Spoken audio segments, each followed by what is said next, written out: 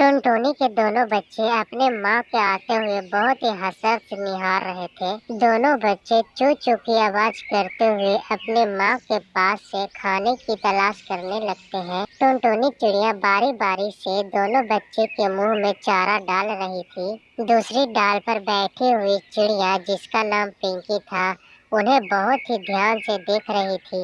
उसे टुनटुनी की ममता और उसके द्वारा पालन करते हुए उसे अच्छा नहीं लग रहा था। बड़े पेटू बच्चे हैं, इन्हें जितना खिलाओ चिल्लाते ही रहते हैं। इनका पेट कोई नहीं भर सकता, बड़े होने के बाद ना जाने क्या करेंगे। पिंकी बहन, ये सिर्फ खाने के लिए भूखे नहीं होते, इन्हें तो एक माँ की ममता और प्यार और दुलार भी चाहिए। मैं इस बात को नहीं मानती, ये दोनों कितना शोर मचाते हैं, कान पक जाते हैं मेरे। देखो बहन, जब तुम्हारे बच्चे होंगे और इस तरह से शोर करेंगे तब तुम्हें बहुत अच्छा लगेगा। पिंकी चिड़िया ने मुंह चिढ़ाया और वहां से उड़कर चली गई। कुछ देर बाद वो लौट कर आई, तब टुनटुनी दाना लेने के लिए बाहर चली गई थी। उसके शैतानी दिमाग में कुछ और चल रहा था। उसने टुनटुनी चिड़िया के पति बंटी कबूतर के कान भरना शुरू कर दिए। बंटी, मेरी बात सुनो, जब तुम आसपास नहीं रहते तो टुनटुनी चिड़िया तुम्हारे बच्चों पर बड़ा जुल्म ढाती है।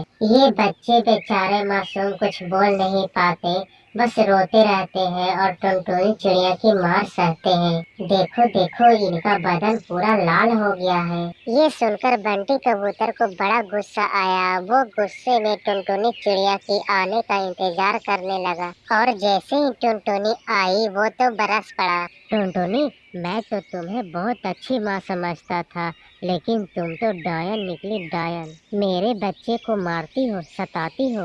अरे ये तुम क्या कह रहे हो? ये दोनों मेरे भी बच्चे हैं, मैं इन्हें बड़े प्यार से रखती हूँ। मुझे सब पता चल गया है, मेरे बच्चे को मारती हो, इसीलिए इनका बदन इतना लाल हो गया है। तुम अभी यहाँ से चली जाओ, अपना गंदा शक्ल मुझे कभी मत दिखाना।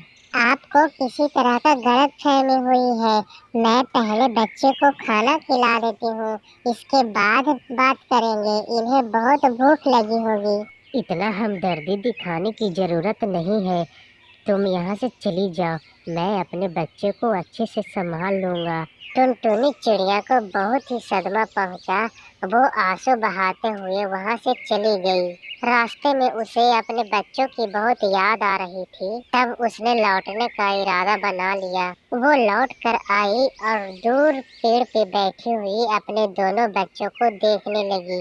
उनके बच्चे हकीकत से अनजान थे और माँ के आने का इंतजार कर रहे थे, लेकिन उन्हें क्या पता था कि उनके जालिम पिता ने उनके माँ के हमेशा के लिए निकाल दिया है।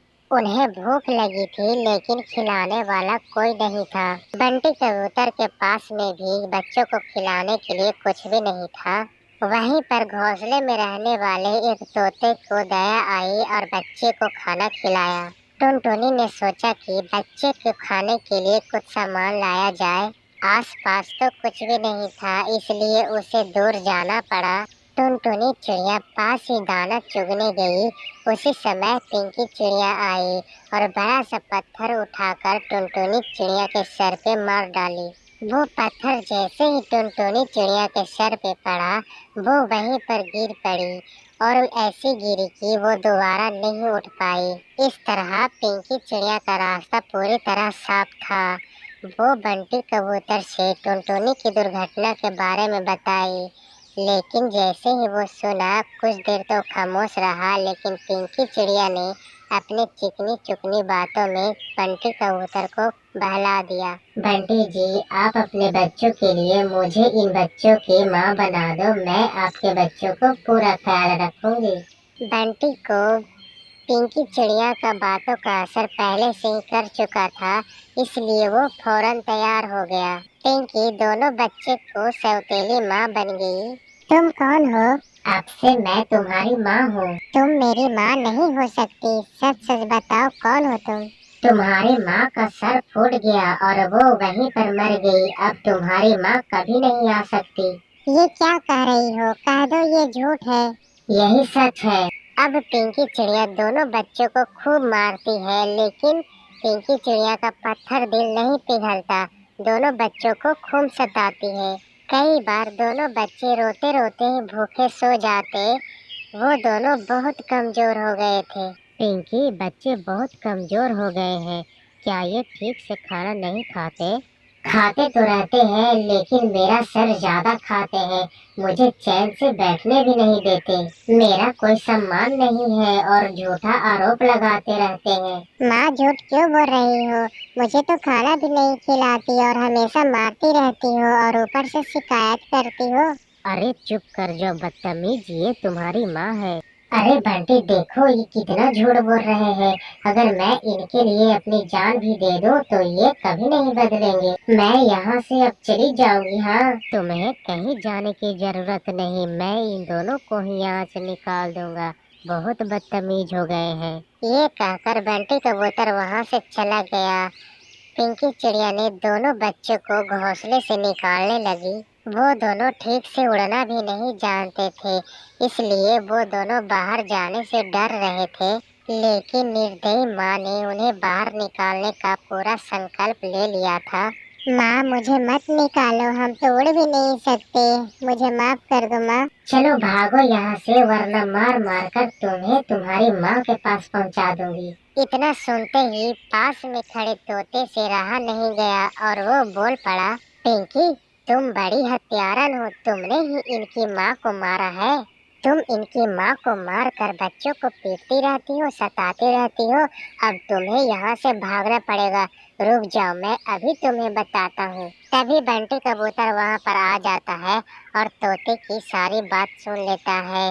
पिंकी द्वारा टुनटुनी चिड़िया की हत्या और बच्चों को मारना और सताना। पिंकी, तुम पापन और हत्यारन हो। तुमने मेरे बच्चों को बहुत दुख दिया और तुम मेरी आँख में धूल झोंकती रही। अभी मैं तुम्हें बताता हूँ।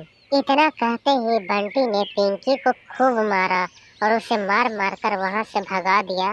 इस तरह बंटी कबूतर को अपनी पत्नी टुनटुनी की बातों को न समझने पर पछतावा हो रहा था।